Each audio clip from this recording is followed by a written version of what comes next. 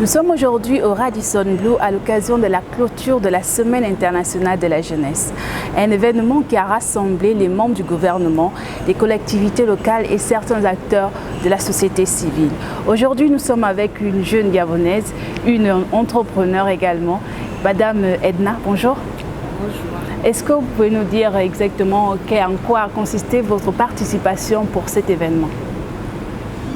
Je suis entrepreneur social et culturel. J'ai été invitée par le mouvement Hors Jeunes à participer à cette Semaine internationale de la jeunesse. Vu que j'ai mené certaines actions en faveur des jeunes de la jeunesse gabonaise, notamment des jeunes filles, dans le 2e arrondissement de la commune de Libreville. Donc pour moi, cette clôture a constitué un riche enseignement dans la mesure où j'ai appris beaucoup de choses, j'ai appris énormément des interventions des uns et des autres. Je sors de là enrichie et reconfortée dans la position selon laquelle on ne doit pas tout attendre de l'État.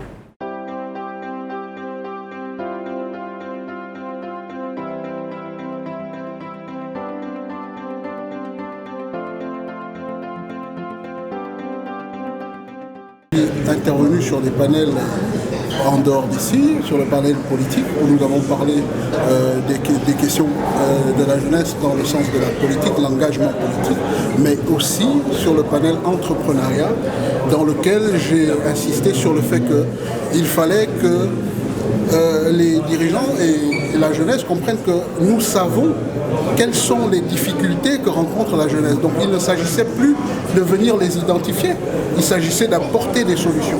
Et donc les solutions que nous avons apportées sont notamment dans le sens de l'entrepreneuriat. Nous avons beaucoup de choses que nous pouvons faire pour la jeunesse. Par exemple, nous avons des briqueteries, nous avons des mini-restaurants, des restaurants traditionnels gabonais où on fait de la restauration gabonaise qu'on peut lancer pour entretenir les jeunes, mais surtout la formation professionnelle.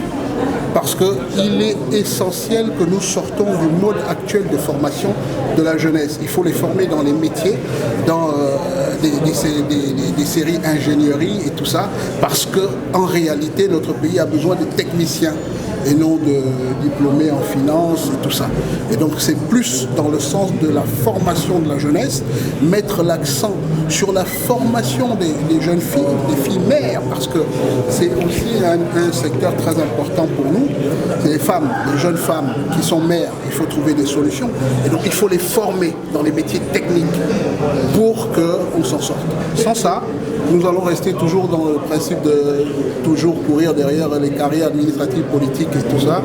Et moi je pense que nous devons aller plus maintenant dans le sens de la formation professionnelle et créer au-delà de cette formation les conditions pour l'épanouissement de ces jeunes qu'on aura formés. Ok, j'ai effectué le déplacement de l'Afrique du Sud pour ici, tout simplement pour répondre à l'appel des 12, l'appel du 12 sur la question relative à la jeunesse, car il faut le dire, il ne faut pas avoir honte de le dire, parce que nous sommes ici pour pallier à tous ces maux, mais aussi pour accompagner les décideurs dans la mise en effectivité de la politique nationale de la jeunesse, mais aussi pour raviver la flamme du septennat dédié à la jeunesse. C'est pourquoi j'ai tenu à prendre part à cet événement en tant que jeune leader, mais aussi en tant que jeune ambassadeur de lutte contre la corruption en région Afrique centrale, parce que ma voix compte, parce que je pense que rien ne peut se faire sans moi. C'est pourquoi j'ai tenu à prendre part à ce forum. Vous sortez de là satisfaite? Je reste peu optimiste. Je reste peu optimiste parce que nous sommes toujours avec des discours. Il y a toujours des discours, il y a une volonté politique, mais il manque un courage politique pour mettre en exécution tous ces plaidoyers, tous ces contrats de partenariat, toutes ces promesses. Mais toutefois, je garde espoir et je pense que de ce forum sortira quelque chose de bien et que les décideurs vont se mettre au travail et vont matérialiser le rêve du chef de l'État, notamment de rendre effectif et efficace le septennat de la jeunesse.